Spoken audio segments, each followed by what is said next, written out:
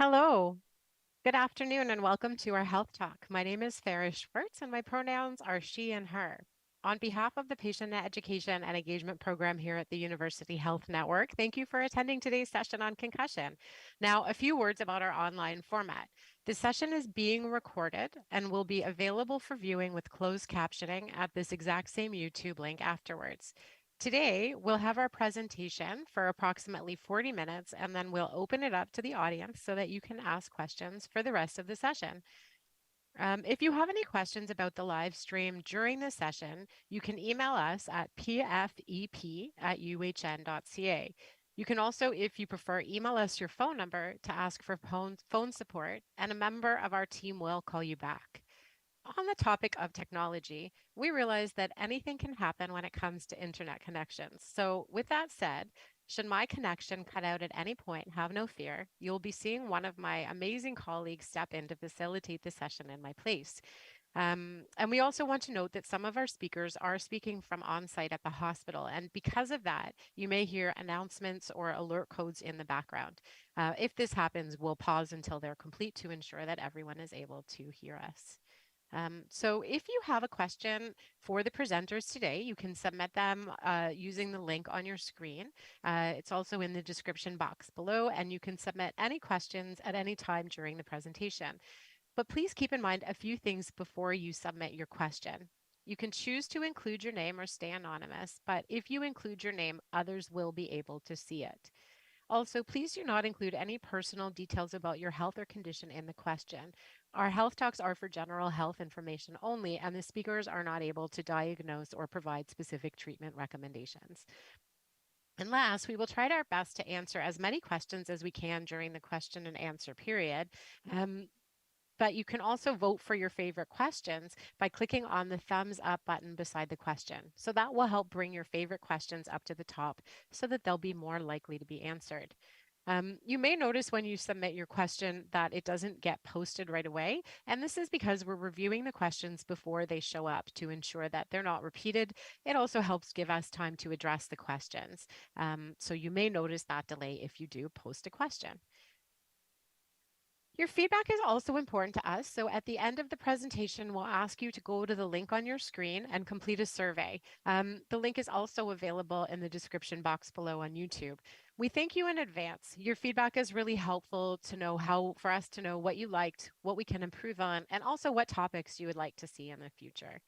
And now what you've all been waiting for is our presentation on concussion. So today we're going to hear from Pam McCrosty, who is a healthcare administrator who works in diagnostic imaging. Pam is an avid curler, and 2 years ago she took up CrossFit to get back in shape after a concussion left her sidelines from curling for 18 months. Pam volunteers her time at various sporting events, including the Pan Am Games, the Invictus Games, and the Curling's Players Championship. In her spare time, Pam provides service as a doping control chaperone for the Canadian Centre for Ethics in Sports. And then we'll also be hearing from Dr. Carmela Tartaglio, who is a cognitive behavioral neurologist at the UHN Memory Clinic, where she sees patients with neurodegenerative diseases and persistent symptoms of concussion. She's a scientist at the TAN Center for Research in Neurodegenerative Disease, where she works on biomarker discovery to facilitate the early detection of neurodegenerative diseases. The ultimate goal of Dr. Tartaglio's research is to bring the right treatment to the right person. So we have a great group of speakers today. Just before we start, I would like to take a moment to acknowledge the sacred land on which the University Health Network operates. At UHN, we strive to provide safe and inclusive care, and that begins by honoring Indigenous peoples. Indigenous peoples are the original inhabitants of this land, and for thousands of years have cared for this land. We want to acknowledge and remind ourselves and encourage you to do the same wherever you're currently located, that we are still on the traditional territory of many nations, including the Huron-Wendat, the Haudenosaunee, and the Mississaugas of the Credit River. This territory is governed by the Dish with One Spoon Wampum Belt Treaty, an agreement to share, care for, and protect the resources around the Great Lakes in peace and respect. Today, this territory is still home to many Indigenous peoples from across Turtle Island. During our session on concussion, it's important to note that Indigenous experiences, perspectives, and voices have often been left out of brain research and science, and it's good to see that this is changing. By continuing to work towards reconciliation in healthcare and science, and by working in partnership with Indigenous communities, we can expand our understanding of the brain and mental wellness overall. And now, so for today's presentation, until about 1:40, the presenters will talk about resources, a personal experience with concussion, what is a concussion, symptoms, recovery, and treatment, the long-term impact of concussion, and then concussions in older adults. So without further ado, I'm going to hand it over to Pam to start us off. Thank you very much. So did you know that over 150,000 people suffer a concussion in Ontario every year, and that some of those people may take up to a year or longer to recover, and a few may live with concussion symptoms for the rest of their lives? While the majority of people associate concussion with sports like hockey, football, and boxing, many people are unaware that the majority of concussions are due to slips, trips, and falls at home, at work, or from car accidents. In August 2019, I became one of those 150,000 people when I sustained a concussion at work by taking a misstep on a set of concrete stairs, and I hit my head at the bottom. I never lost consciousness, and I did go to the emergency department where a head CT showed no signs of a brain bleed. I was sent home with a pamphlet outlining the symptoms to look for in case I did get a brain bleed later, and then needed to return to the emergency department. But I was told that I didn't have a concussion, and no one told me that I could develop concussion symptoms at a later time. I spent a few days at home, resting, letting the physical symptoms subside, mainly the lump on my forehead and the accompanying black eyes. And it's important for me to mention that I had zero symptoms of a concussion during those first few days. I watched lots of TV, I spent lots of time on my phone, I did light housework. I generally went about my life just taking lots of time to rest and relax. After almost a week at home, I returned to work, and within a couple of hours, I developed a low-grade headache. But I continued on with my day. I've worked through many low-grade headaches throughout my life, and this one felt no different. But this time, the headache just wouldn't go away, despite using all my usual tactics like medication, eating, drinking water, and not even with a good night's sleep. That's when my intuition told me I had a concussion.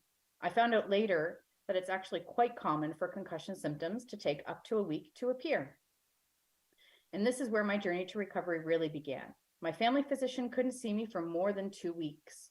When I finally did get in to see him, he told me to sit quietly in a dark room for a few weeks and that I would just get better, which at that point, I already knew that that's not what you should do. So when I couldn't see my doctor right away, I went looking for help elsewhere, and I found something called the Complete Concussion Management, which is a network of chiropractors across the province who specialize in concussions and could see me the very next day. They performed a bunch of tests, confirmed I had a concussion, and they worked with me throughout my recovery over the next 18 months. They gave me the right tools for the path to recovery. So massage for the whiplash I'd suffered, and various activities, mental and physical, to start on immediately. They told me to listen to my body, to push myself, but when the symptoms came on, take a break. And in general, eat healthy to help fuel my brain for recovery. Now, it's important to mention that this is not covered through our OHIP, so I did have to pay for this privately, and because I did get hurt at work, WSIB did help me pay for a lot of that. So just to be clear that this isn't something that's covered through our system. Some of the symptoms that I did have were headaches, light sensitivity, hearing sensitivity, nausea, exhaustion. I was unsteady on my feet. I had sleep disruptions. I had brain fog, the inability to concentrate, and depression. In addition, I have a friend who sustained a concussion several years ago and has never recovered. So I knew that not everyone recovers from a concussion, and I was terrified that I would not recover. I developed an obsession with all things concussion and what could I do to get better as fast as possible. So all of these symptoms, including developing these symptoms of obsessive compulsive disorder, they're quite common, and no two concussions are alike. Not even in the same person. Each have their own symptoms and their own recovery timeline. So most people will recover from their concussion within 4 to 6 weeks. Some might take 2 to 3 months, or 6 months, a year, longer. But when you do hit that 6-week mark and you continue to have concussion symptoms, that's when you start to move into the second stage of recovery, known as PCS, or persistent concussion symptoms. And that's when you start to need additional support. Thankfully, my colleagues at work were worried about me when I didn't recover within that time frame, and I was still mostly unable to work after a month. I'm very lucky that I work with physicians, one of which who is very aware of the concussion center and the specialists at UHN, and specifically he referred me to Dr. Tartaglia. This is where things finally started to get better for me. Everyone should have access to a healthcare provider like a neurologist who is knowledgeable about concussions. If their symptoms don't resolve within a few weeks, they shouldn't have to wait several months for a referral. So by the time I was referred to Dr. Tartaglia, I was spiraling with my anxiety and depression, completely obsessed with my concussion and the fact that I was not improving as fast as the literature said I should. I was now more than 6 weeks from the date of my fall. I was scared that I would never be okay again, and I wasn't sure that I could live like that. And my family physician wasn't taking my symptoms seriously. After meeting with Dr. Tartaglia, spending a few hours on testing, things got much better. She took the time to talk to me to explain that everyone's brain will heal, but for some it takes longer, and that's okay. She was the one who told me it's okay to have a bit of chocolate every day, that having a little bit of sugar in my diet wouldn't hurt my brain or delay my recovery. I told you, I was obsessed with how to recover, and I was afraid that the one tart that I'd had in those last 6 weeks had set me back and would stop me from recovering. Dr. Tartaglia explained to me that we could start treating the symptoms I was experiencing to help me feel better while my brain continued to recover. I was prescribed antidepressants to help with my depression, anxiety, and obsessive thinking. And within a couple of weeks, I was able to function again. I was relieved of the anxiety, the obsessive thinking, and was able to just accept where I was and not spiral down that path. It didn't help with my headaches. We were hoping that it might help, but it didn't. And after another 6 months, I was prescribed a medication specifically for the headaches, and they worked within a few days, and bam, I had my life back. I spent another year on both the antidepressants and the headache medication, and during that time, I felt almost back to normal. 18 months after I first sustained my concussion, we weaned me off both medications, and indeed, my brain was well on its way to healing. I'm one of the lucky ones. I had people who care for me and advocated for me when my own brain wasn't capable of doing so. I was lucky that I work where I do. I had people who knew how to get me the help I needed. I was also lucky that my brain did heal. But it took a solid 18 months, and some days I still get headaches with too much screen time and concentration, but I've been able to get back to all the things I love in life, including curling. Everyone should have access to the treatment that I had in a timely manner. Throughout my journey, I learned a lot about concussions, and I've identified 3 areas in our healthcare system where we fail people with concussions. The first is in the emergency department, where we need to provide more education to people so that they understand that just because they don't have symptoms of a concussion right away, it doesn't mean they don't have a concussion. I wish the focus hadn't been only on whether or not I had a brain bleed. I wish I'd been told that concussion symptoms may take up to a week to appear and what to do if I had those symptoms. Secondly, family physicians need more information on the most up-to-date guidelines for concussions. Sitting in the dark for days, weeks, months, it's not okay. The guidelines recommend rest for 2 to 3 days maximum. Then people need to start adding back normal activities, taking breaks as needed when symptoms appear. It would be helpful to have family physicians guide people through this process after concussion. And last, people who don't recover within the standard 4 to 6 week window should have easy access to a healthcare provider who is knowledgeable about persistent symptoms to start treating their symptoms while their brain continues to heal. I cannot stress enough that if I hadn't seen Dr. Tartaglia when I did, I don't know where I would be today. I was spiraling down a really dark path. So 3.5 years after my fall and concussion, and I am living life to the fullest. I consider myself very lucky. I learned so much about concussions through my own journey, and I am very passionate about getting the word out about concussions and where the healthcare system can do better. Thank you for listening to my story. Thank you, Pam, for sharing your story with us today. And now we're going to hand it over to Dr. Tartaglia. Thank you. Thank you all for joining. Thank you, Pam, for sharing that. So I'm going to tell you, I don't have any control. So Farah, please go to the next slide. I'm going to talk about concussions today. And basically, describe to you what is a concussion, because I think even that sometimes is a little bit confusing. There are 2 words that are thrown out there. One is concussion and the other one is mild traumatic brain injury. Oftentimes they're used interchangeably, but they are not identical.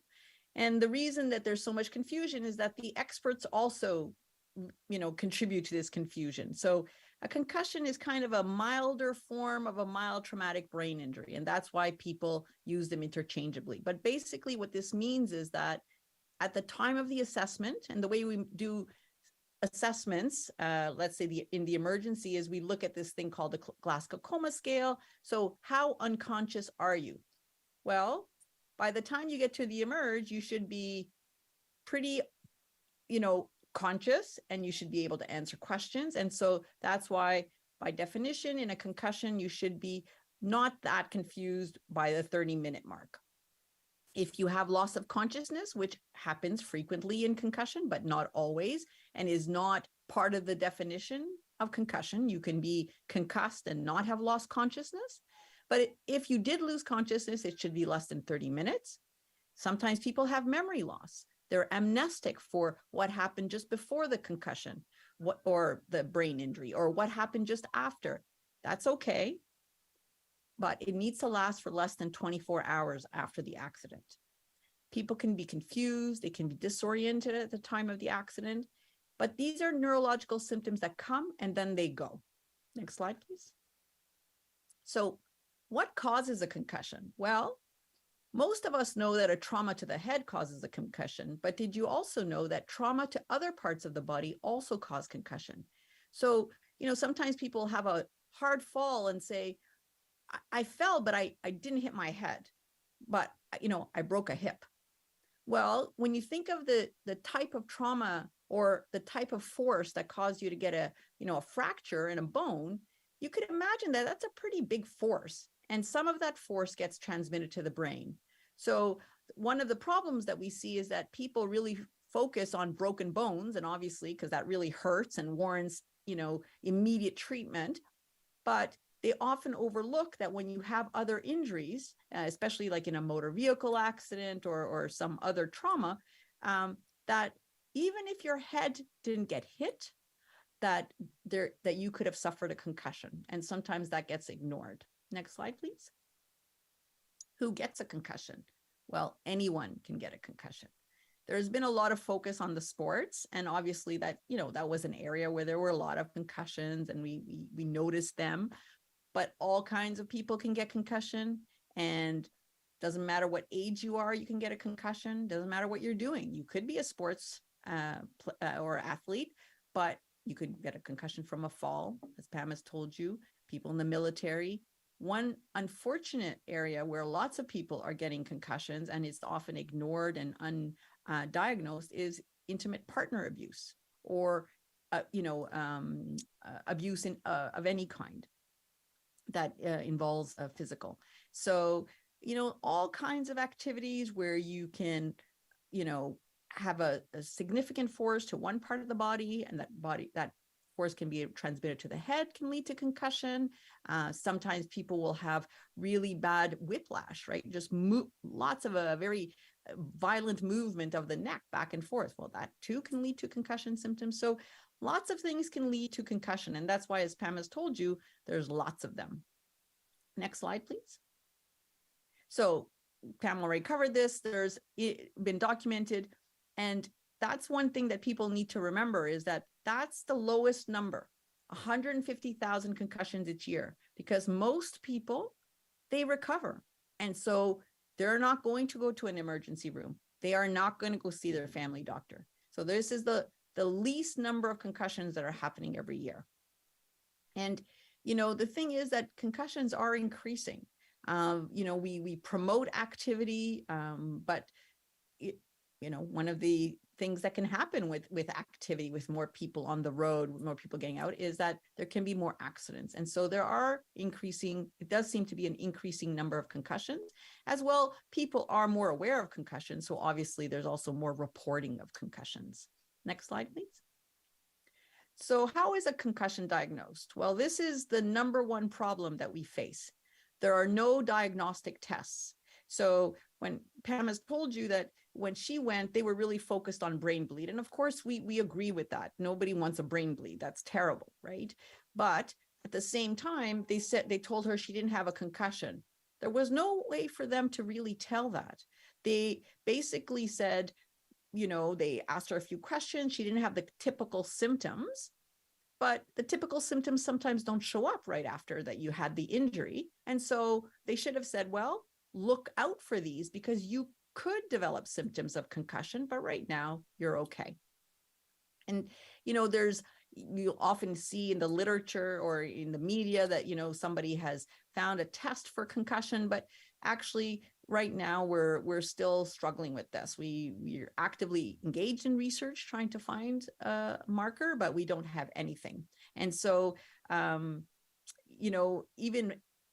the markers that we have are really for a more severe injury. And so even being able to predict somebody's recovery from a concussion, we don't have a marker of that. Next slide, please. People will often talk about imaging, and the classic to rule out a brain bleed is what Pam got, which is a CT scan, which is good for ruling out brain bleeds, but doesn't really tell you anything else. And now we do more often do MRIs to make sure. An MRI by definition in a concussion should be completely normal. But we do sometimes find that even people with mild injuries, we do find little specks of blood on the brain or covering the brain. So something happened, once a person has a bleed in the brain, it will never go away. So we would always see it.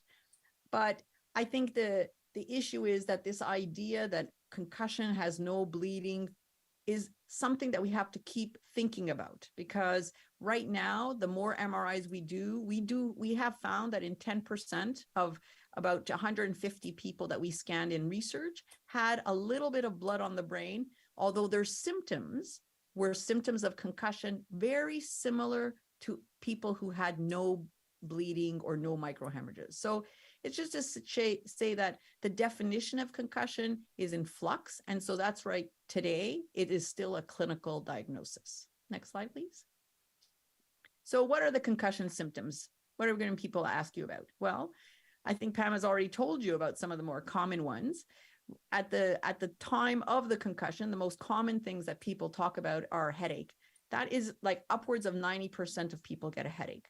Some people also get tinnitus, that ringing in the ears. They complain about changes in their vision. They can be dizzy. They can have balance problems, be sensitive to light or noise, feel tired, feel nauseous.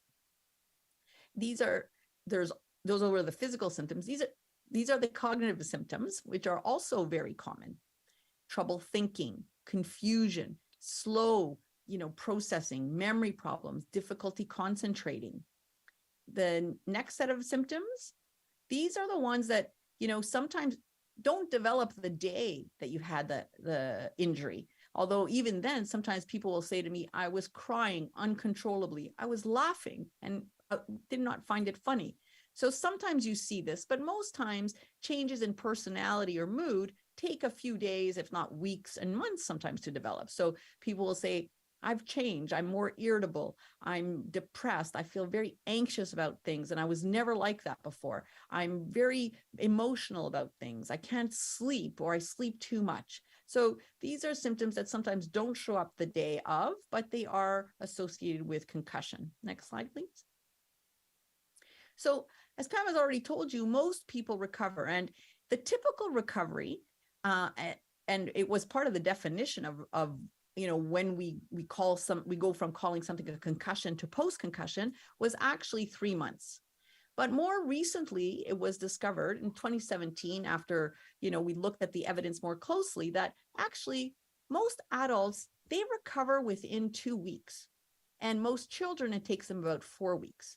And so we really do want to start thinking about more persisting symptoms very early on. And that's not because we want to necessarily give labels, but we want to start thinking about, well, how are we going to treat these people?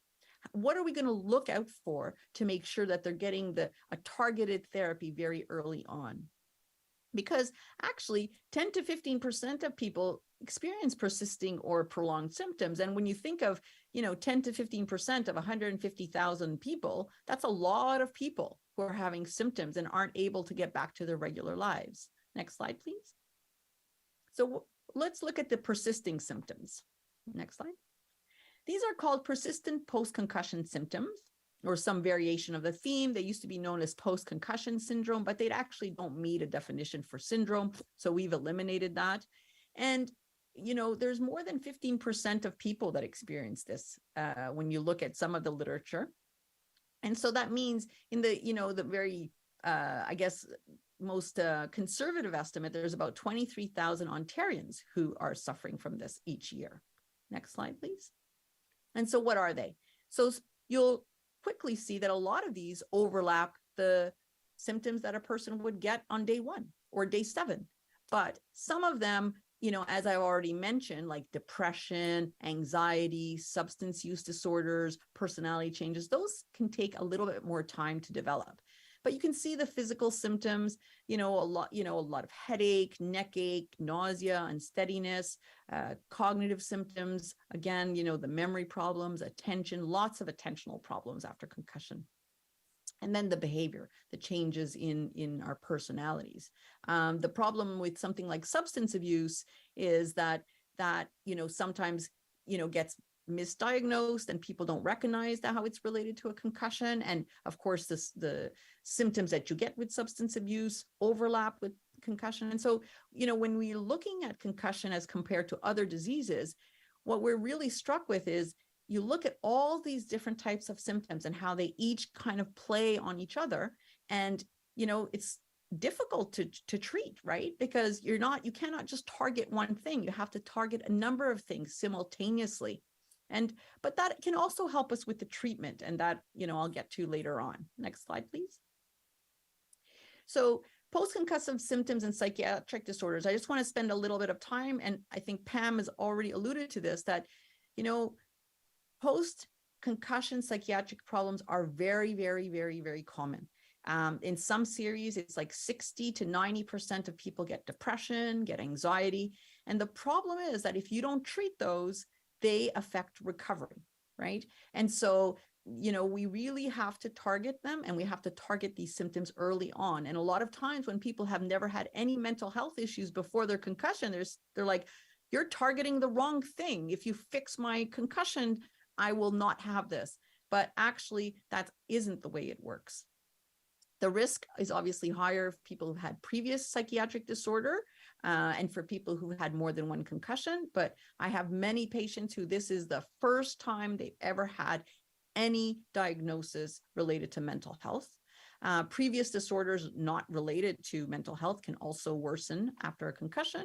And because there's symptoms that overlap with post-traumatic stress disorder and substance abuse disorders, it sometimes becomes difficult to diagnose. Next slide, please. And so this is what I talk about, like this vicious cycle, okay? An injury has happened, the injury has happened to the brain, but all the symptoms that come about actually work to making the person unwell and keeping the person down. And so, you have physical symptoms that affect your cognitive function, because if you got pain every day, you can't concentrate, you can't remember. That makes your mood bad. Poor mood makes your physical symptoms worse, makes your pain worse, but also makes your cognition worse. And so you got all these symptoms keeping each other in a bad place. So, when misery loves company, concussion symptoms, they just work at keeping a person down until you start treating them. Next slide, please. And so there are risk factors that we look for. So having a previous concussion puts people who've had a concussion at higher risk. Younger age, being female, we don't understand why, but being female seems to be a risk factor for more persisting symptoms. A history of anxiety or depression, history of headaches or migraines, and then there's various medical and contextual or societal factors. Obviously, if somebody's already has a lot of stress in their life from other things, having a concussion is not going to help that, and those factors can actually make the concussion symptoms worse. Next slide, please. Why should you care? Well, prolonged symptoms are often non-specific, and so it's sometimes difficult for people to identify them, self-identify them, having their doctors identify them. It's important to look at factors other than concussion that could lead to concussion-like symptoms. And so, it's, we're looking at ourselves, and sometimes it's difficult to tease them apart. And sometimes, a factor could be related to the initial event, but some of the symptoms, that come on, or some other aspect is actually making those original symptoms worse. Some of the medications can make our symptoms worse. Like I said, the challenges in making a diagnosis. And so, I think the symptoms that are secondary to concussion, are very varied. And, we have to think about them because they're also making all the symptoms worse. So like I said, there were psychological sequelae, pain, like headache, neck pain. People get whiplash that often gets ignored, and other injuries that sometimes we don't realize about. Go on, please. So concussion happens to all these gears that are, working nicely in your head, but then these gears stop. And in concussion, because there's so many symptoms, they're so varied, they're from all these different networks. It's like there's kind of this, total stop that can happen sometimes, and people do spiral out and become more unwell as time goes on because nothing is getting better, and they become more and more anxious about this. And so the thing is that once you start treating one thing, it kind of gets the gears going, and people do feel like, oh yeah, I made a little bit of gain in this department. You haven't really fixed anything else. But all of a sudden they feel that even those other symptoms are getting better. And so we really do encourage people to get the treatment. And so a lot of times I have to argue with people about getting treatment for their mood, because they're like, no, that's not the issue. You're aiming at the wrong thing. But it's like, no, actually our brains don't work in isolation, where our brains are all these networks working together, and helping one network helps the other ones come together and work better. Next slide, please. So like I said, we treat the symptoms, and we just target the different symptoms. So we can do medications, cognitive behavioral therapy to manage mood, preventative medications for migraines. Sleep apnea is very common, often has been undiagnosed, and there are sleep changes after concussion. So we send people to a sleep study. Melatonin for insomnia can help. Vestibular therapy, if people have balance problems or inner ear problems that can happen after a fall or motor vehicle accident. Exercise is key to getting better. And there's a lot of evidence for this now. So low impact exercise is important. And then getting people back to work. Our work does not define us, but for most of us, work is important. And so we really encourage people to get back to work with modified accommodations, whatever it takes to get them back to work, school, and play. Next slide, please. Like I said, neuropsychiatric treatment is important. There's actually good evidence that, aside from cognitive behavioral therapy and medications that I've mentioned, aerobic exercise is really good for mood. And so again, very important factor for recovery. Next slide, please. What about the delayed effects of concussion? As people have become more aware of this, there's more attention to this. What has often made it into the news is this chronic traumatic encephalopathy. People who are famous football players or hockey players who've had many concussions, even subconcussive blows, and they end up with this entity, this pathology called chronic traumatic encephalopathy. As well, there is some recognition now that concussions can increase the risk of dementia. Next slide, please. And next slide, please. So chronic traumatic encephalopathy is this progressive neurodegenerative disease, comes about after repetitive, but we think it's really almost like hundreds and thousands of hits to the head. It's slow. The symptoms usually appear years after injury. Detection is difficult. And the symptoms often overlap with concussion symptoms, post-concussion symptoms, and neurodegenerative diseases. The issue with this is that actually this has not been described in the general population. So after looking through thousands of brains and brain banks, if people were not professional or very, very high level contact sports athletes, we have not found chronic traumatic encephalopathy.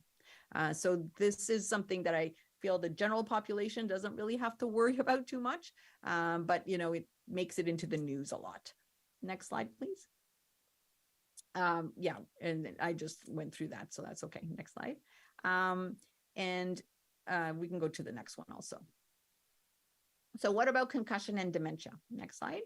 So the symptoms of of dementia right now, are people complaining about their memory, people complain about memory problems. And so, people have, I see often older patients who say, well, I remember now that I had a fall when I was young. I played sports for a little while. And it has been recognized that head injury is a risk factor. It's called a modifiable risk factor. It's, as of 2020, joined the ranks of things like physical inactivity and smoking, excessive alcohol consumption, isolation, obesity, depression, diabetes, high blood pressure, lower education. So, these are factors that have been associated with increased risk. There's quite a few of them. And, I think most of us realize a risk does not mean you get a disease, but it does increase your risk for that. And so it becomes very important for us because it's hard for us to not have any of these risks. I mean, most people, most of us live in Toronto. So we got one down, we're at air pollution, right? Some of us are overweight. Some of us might be a little depressed. Some have diabetes, high blood pressure. I mean, these are very common things. So I think, the way I look at these modifiable risk factors is you have to recognize that, they exist. Obviously, you do as much as possible to avoid them. But it also makes it very, very important for us to focus on the things that are going to protect our brains. And so just like there are modifiable risk factors, there are factors that improve brain health. And so it becomes doubly important to avoid physical inactivity and to do exercise, to eat right. Alcohol consumption, the last guidelines a few weeks ago came out. It's 2 alcoholic beverages per week. Beyond that is not safe.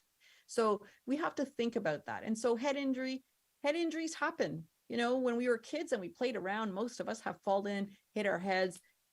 To recognize that you don't want to be put in an activity that increases your risk, but, life happens. And so let's focus on the things we can focus on, because there's many of these things actually that we can work at reducing to reduce our risk. Next slide, please.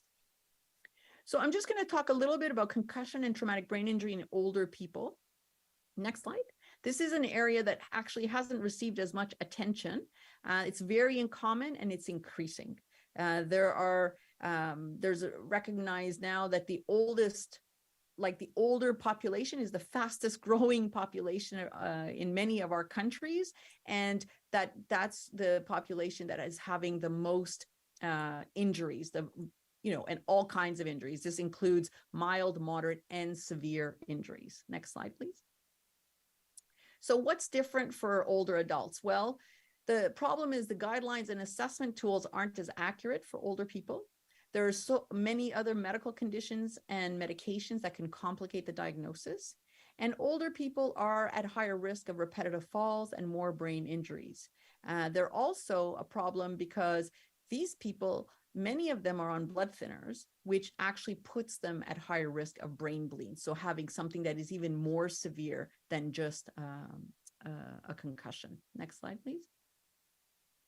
So what causes these concussions in older people? Well, a lot of it is what we see in others, but, the older people, falls are a really, really big one. Then motor vehicle accidents, a little bit smaller.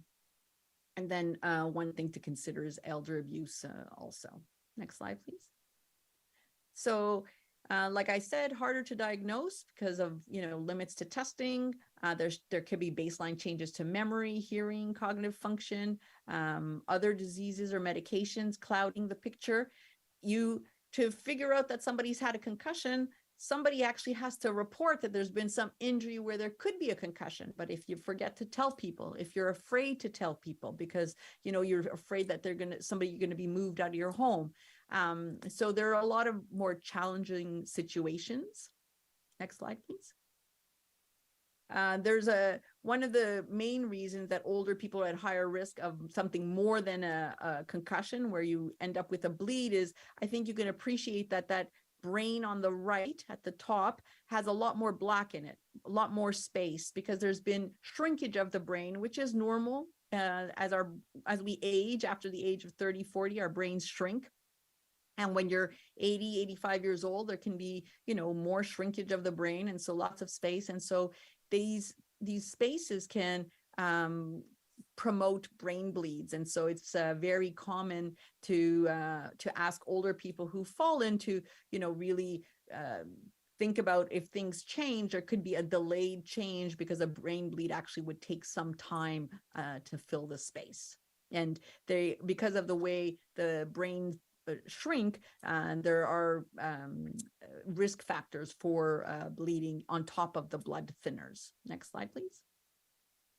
So what about cognitive consequences? Well, cognitive impairment is common in the young after traumatic brain injury, and complaints about concentration, not being able to work. Well, we don't think it would be different in older people. There can be increasing impairment with increasing severity of the fall or the injury, slower recovery, worse or less consistent cognitive outcomes, and sometimes the conditions before will impact the recovery. And so you need to know the baseline. Next slide, please.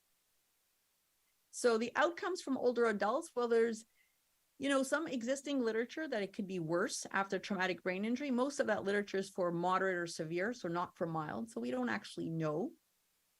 History of one injury puts you at risk of more injuries, so it's something to consider. And then obviously all those other factors that can, impair or worsen your outcome.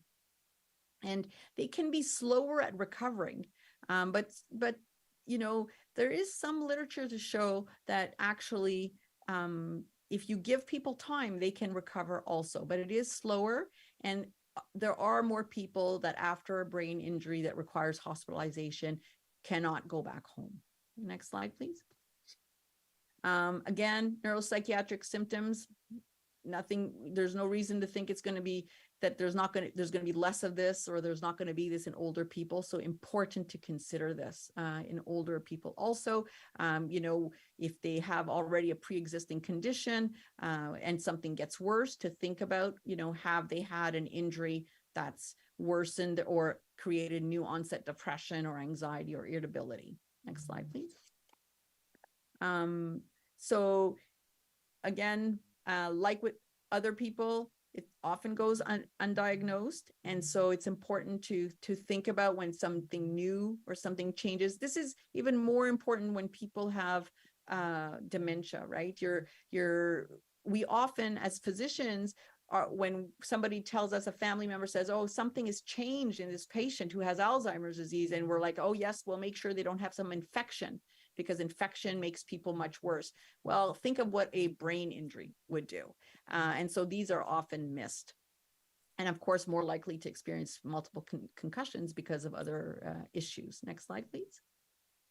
So to summarize, it's important to remember that concussions are the result of brain trauma. The symptoms that you develop, like memory, headache, dizzy, sleep problems, psychiatric, they all come from the brain. And that in some people, unfortunately, they can persist. Luckily, most people get better, but for some people, it's quite slow. And many people do have to treat those symptoms. And for older adults or people with cognitive impairments, concussions are often missed or undiagnosed, and that we really need to treat anybody, you actually have to first recognize there's a problem. And so we focus on recognizing, detecting the concussion, treating the symptoms, and we're going to do that until we can find a cure for this. And I think it's also equally important to focus on preventing additional concussions. Next slide, please. These are a few websites. At the Canadian Concussion Centre, we have a webinar series where experts come to talk about all the different symptoms of concussion. But there's Brain Injury Canada, Concussions Ontario, Obaya, and Parachute that also have a lot of information related to concussion. And I think that's it for me. So thank you. And I'll let Farah talk about this one. Thank you so much to both of our speakers for such wonderful information about concussion and your work and experiences. We also want to just remind everyone that the UHN patient and family libraries have trained health specialists, to help you find up-to-date health information that's reliable and exactly what you need, so you can reach out to the libraries for additional support. And now what we're going to do is we're going to take a look at our question and answers, or questions that have come in rather, and And at the end of our presentation, we will cover any additional questions. So I'm just going to call those up, and we'll bring them over to Pam and Dr. Tertalia. And I apologize for one moment while we have,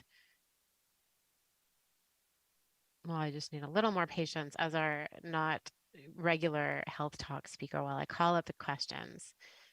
Just one quick second, please.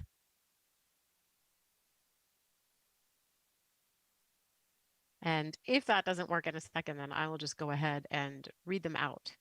So I apologize to all of our viewers right now.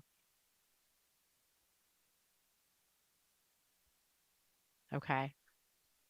So I will just go ahead and read out the first question then. I apologize. And in a second we will have it. There we go. They're there. It's like a little miracle. Okay, so apologies everybody for that. So our first question is, could you please provide any information on the links between concussions and early onset dementia? So we've talked a little bit about that. Is there any indication that concussion severity influences expectant time frame? So worse concussion, earlier dementia. Yeah, that's a great question. And, I get a lot of that now. So the links are not with early onset dementia per se. Early onset dementia is by definition a dementia that develops before the age of 65. The data to date is that there's an increased risk of overall dementia. The one thing that some of the literature has shown is that the date of, let's say, the onset could be pushed forward. Actually earlier. So you could think of it like you would maybe have developed your symptoms at 69 or 75, and then you develop them maybe a few years before. So that we don't know about. I mean, one thing to consider is that in neurodegenerative diseases, we know now that, people are accumulating these illnesses long before they show any signs, or our brains are beautiful because they can compensate for things. And so, one of the theories is, well, does, a concussion change your compensation ability? And so this is one of the reasons that I think it's really important for us to think about brain health throughout all of our lives. Practices that for brain health are practices that give you cognitive reserve, right? They give you strength in terms of building up your muscles, building up your brain, making your brain more resilient, so that you're combating not just concussion, but many things that happen in our lives. So it's not an easy, like theoretically, the issue is that, yes, a concussion increases your risk, and there is some evidence that maybe it makes it show up earlier. One thing we have noticed is sometimes people will say to me, after my mom, had this accident, she became demented. Okay. And when we look at the brain, we can see that this is a brain that is very shrunken, that this brain has a degenerative disease in it. That concussion did not give that degenerative disease, but that person was well compensated, and the concussion has decompensated them. And so when we can help them get better from their headaches, from their dizziness, from, their mood problems, a lot of times they can regain some cognitive function. Maybe they will not get back to their baseline, but they can get better just like everybody else. It's just that a lot of times it gets completely ignored. And because the symptoms look the same, right? Like they're coming from the same brain, it's hard to tease apart. And like I've said, we don't have a good marker for that. So I think the important thing is, yes, to think about these are risk factors, but to also think that it's really then very important for people to practice all the good things for their brain health. Next slide. Thank you. Hope that answers it. Our next question, I think that was a great answer. Our next question is actually somewhat similar. So could you please elaborate on the link between concussion and chronic migraine development? Also, are there preventive measures after a concussion to stop its development? Yeah, so I hear that people end up with like chronic headaches. And that's because, the problem after a concussion is you end up with a headache, and a lot of people end up with these constant headaches. They're not even, it's like, chronic is, I guess, the right word, but it's not like a chronic migraine in a person who suffered migraines all their lives. This is like just a constant new headache that a person never had before. And so the two things that I tell people is, one, we want to treat that. When people have a constant headache for, it could be weeks or months, I usually say by then, if it hasn't gotten better on its own, especially if it's been months, we try a medication that you take every day to prevent the headache. And so it's not a pain medication, but it's something that prevents headaches. There's a few of those on the market, commonly used because headaches are very common in our society. The other thing is that people who get headaches take a lot of Tylenol, Advil, all kinds of things like that. And those medications, if you're using them for more than 14 days in a month, okay, you end up with medication overuse headache or rebound headache. And so now you gave yourself two types of headaches, one from the concussion and one from the medication overuse. And people end up with chronic headache. So yes, a great question, because there are ways to prevent this from happening. And even when it starts, we have ways to stop this. Thank you. Okay, next question. The symptoms of concussions can play out in different ways. However, which of the symptoms should one look out for to determine severity or full recovery? And perhaps to add on to that, any emergencies after a concussion. Yeah, I think this is correct that, there are over 50 different symptoms that can develop after concussion, but there's no consensus on what is the worst one. What is the one that is, the most difficult? One of the risk factors that we often look like is the number of symptoms a person develops after concussion. And the more symptoms, the longer it takes to recover, or the more chance of having persisting symptoms. But that's kind of logical, right? If a person only developed one symptom versus, they have 21 different symptoms, you could imagine that, just the odds are not in the favor of the person who's got 21 symptoms. So the one risk factor that we think about in terms of severity is the number of different symptoms that people develop. But even people with many different symptoms get better. And sometimes treating only a few of the symptoms makes all the other ones better too. Thank you. Okay, our next question. We have time for a couple more. My son in grade 12 had a fall last summer and still has headaches and trouble concentrating on schoolwork. Are there programs available for teens who have concussion symptoms? Yeah, I know that Holland Bloorview has a concussion program. They're associated with Sick Kids. So I would look there. There's, there are kind of guidelines for accommodations for people who have persisting symptoms, for accommodations at work at school. So yeah, there are programs, and I would look to Holland Bloorview. Thank you. They were also very helpful with resources when my daughter had a concussion. So definitely great recovery for kids. Okay, next question. My friend told me about pacing after he had a concussion for going back to activities. Is that something people can do on their own, or do they need to work with a doctor when doing it? And I think we're going to ask Pam to comment on this one. So yeah, definitely. Obviously, you've heard about pacing, and that was something that I definitely struggled with and worked on. But for sure, you don't. Obviously, if you have a family physician or somebody that you can work with that can help you with that, that would be great.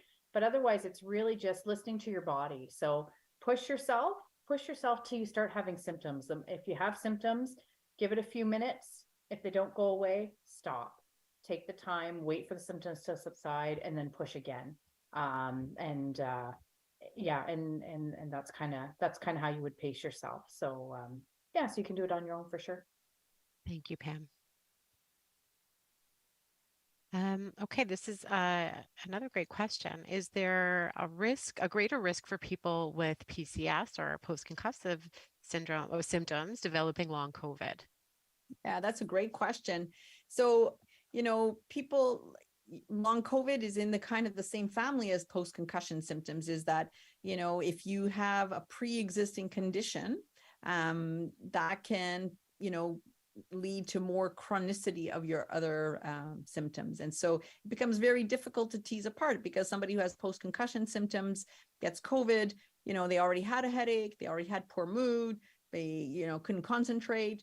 And then those are the same symptoms that you get after COVID for many people, right? Not everybody. I mean, millions and millions of people have gotten COVID, and it seems, quite different for some, but I do see people with long COVID, and there's a almost a complete overlap, except for that loss of smell and taste, which I see much less in post-concussion, but huge overlap in the types of symptoms. And so you could imagine that if you already had a condition with those symptoms, it's going to be exacerbated by COVID. Thank you. Okay. Two more. How closely related are concussions and chronic traumatic encephalopathy? Any links? Yeah. So right now, the only risk factor for chronic traumatic encephalopathy are repetitive head injuries. But as I've said, in looking at the very, very large brain banks of thousands and thousands of patients who have died and donated their brains, there have only been cases of CTE found in repetitive contact sports, in contact sports athletes. So not regular athletes, just athletes who really spent a lot of their time hitting their heads. Thank you. So as you mentioned, it's, even though it gets a lot of the headlines, it's not something that people need to worry about on a regular basis. No. We have one more question, and it's definitely a great thing when we can get to all of our questions. So we'll ask this last one before we end today. People with PCS say that if they bang their heads even lightly, their symptoms come on immediately. One person was told to take a mix of Advil and Tylenol for a week. Is that a good strategy, or what else would help? It's hard to avoid ever banging your head. Yeah, I agree. And what I always tell people, when you have a concussion, one of the things that happens to almost everybody is your threshold for suffering concussion symptoms changes. So of course we can all get a head concussion, right? But some of us, it's going to take like a really, really big hit to the head, right? Like your threshold was very, very high. All of a sudden you get a concussion, it's very low. Sometimes it's so low. I've had patients tell me, my kid jumped in my lap and I felt like I got concussed from that. Well, you didn't get concussed from that. Okay. But it doesn't take much. That little movement is actually bringing on those symptoms. The problem is the Advil and Tylenol, I'm not sure what they were targeting, right? The issue is that if you have a headache and you're taking Advil and Tylenol, I would worry about my kidneys and my liver. First of all, these drugs have side effects. If you're only taking it for a week, that doesn't put you at risk of a medication overuse, puts you at risk of other things too that are not so good either. But I'm not sure that I would advocate, unless there was something specific about your headache or that person's headache, I would not say this to do that. But I would say that if you have persisting symptoms of headache and it's been going on for, a few weeks, months, I would get it in with a doctor to try to take something every day that is not going to take the pain away when you take the medication. It's not like that, but it's called a preventative therapy. And so the point of those medications is that you take them every day, and eventually your headache severity goes down and your headache severe, and they become less. And I think Pam talked about that when she was relaying her journey. So to add to that a little bit, I'm wondering, Dr. Tartaglia, so speaking from actually some experience just recently, I did have a fall at curling. I didn't land on my head. I landed on my butt, but it jarred me a lot. And within an hour, I did have headache. And I really felt, again, like this person is saying, it's almost like it's a post-traumatic response. It was like, oh, good Lord, did I cause another concussion? Am I having issues? And so for a few days afterwards, I did feel a little bit off, despite that it's been 3.5 years since I have had my concussion, and 2 years really since I've been considered fully recovered. But I did feel like I had those symptoms. Would something like pacing kind of help again? Like, because again, it's that, maybe pacing helps rather than turning to medications and things like that. If it's something where you're kind of in that, with that kind of, because that's what I did sort of. I was just kind of like, I just kind of pushed things. And within a few days, I felt fine again. Again, I don't know if it was just all in my head and I was just in panic mode. So I was just like, have I hurt myself again?